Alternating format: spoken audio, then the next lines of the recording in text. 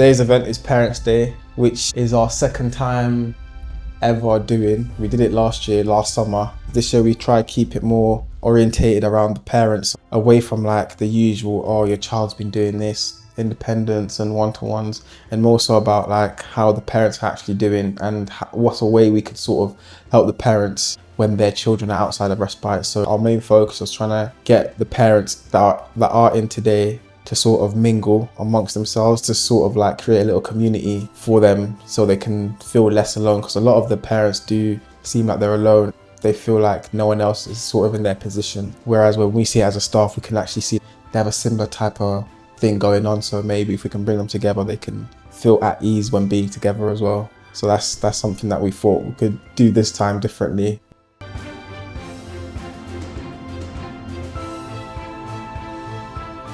With Stourbridge House, we support a lot of families that are under a lot of pressure, are dealing with very difficult situations all the time. And I think for us, we wanted them to be able to come together and get to know each other. Strength is in numbers, that resilience, understanding that you're not on your own, being able to kind of feel that other people get it and there's other people out there who are experiencing it too, and that just kind of gives people some comfort sometimes. You know, I was just saying to my staff, if one thing I could get out of doing these days was that two parents built a friendship where I could book their children in together and they could actually go out and have a nice time outside of being a mom, a dad, you know, that would just make my day. That would be everything that I want from it, really.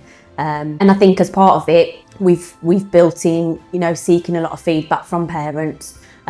It's often that you hear the good feedback or you get a complaint. And you don't often get the bit in the middle with what can we do better, what can we improve on, what do you want from the service, what do you want from these days.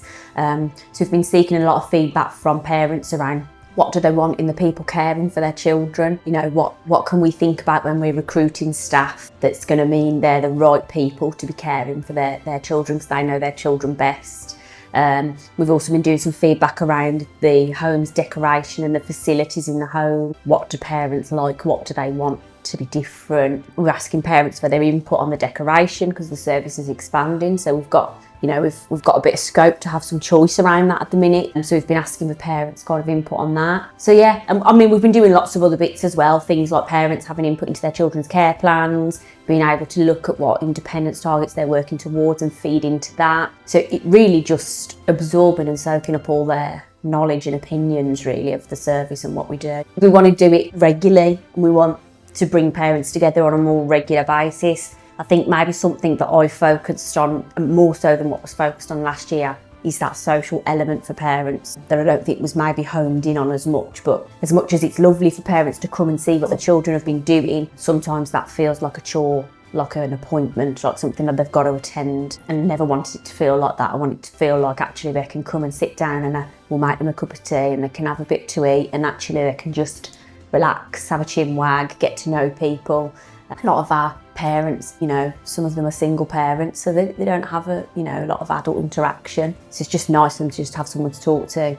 I think that social element's been a big thing that I really wanted to build on in making these days just feel a little bit more relaxed, a little bit more of a chat rather than I've got to go to this appointment.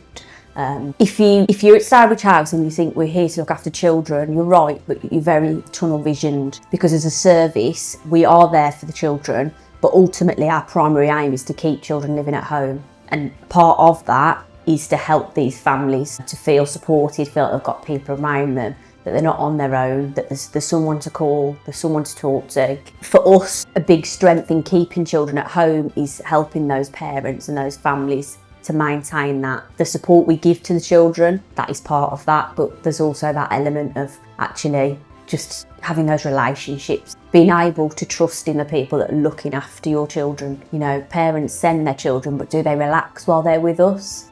If they've got a relationship with the people that are supporting their children, then maybe they've just got a little bit more trust to be able to do that and to relax.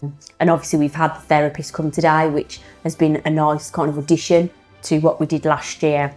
Again, just to offer that support to families, someone here who they can talk to, ask for advice, and if they just need to kind of offload a little bit, someone who actually has got the expertise to do that with them. on a more professional level. You know, we do a lot of that with families. We have a lot of phone calls. Families can be really upset, and we do our best to be there for them. But I am not a trained counsellor, and I'm not a therapist. And as much as I do my best, you know, we've got the expert here to kind of provide that kind of safe space for them today. Yeah, always reach out. If you feel that you're alone, there's always someone that is in a similar situation. Millions of people go through different things, but especially with our service, a lot of other parents drop their children for us that respite. So whatever they think they may be alone in, there's always going to be someone else in that same situation. So there's always going to be a helping hand or someone to speak to make you feel less alone and more like, oh, you know what, it's not as bad as I thought it was, because there's someone else in that situation and they can take notes from each other, or, you know, bond over that type of situation, which can create then a community of people or families, and that's what we basically want at the end of the day.